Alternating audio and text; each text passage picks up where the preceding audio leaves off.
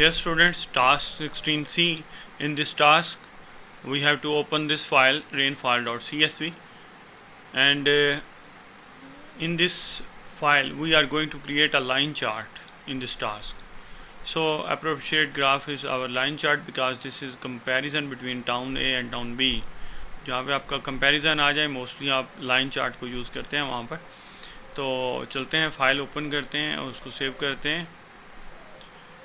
File open करें and then click save as button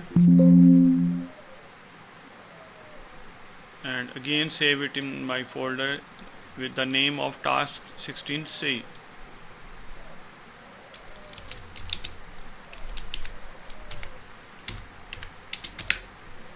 Okay, now we have to create a line chart.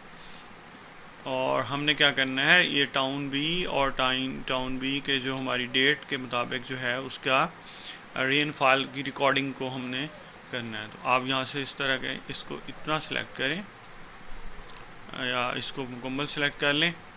उसके बाद आप जाएंगे line chart के अंदर, insert, click on the line chart and just task is completed and the comparison of town A with the blue color and town B with the orange color is appearing here.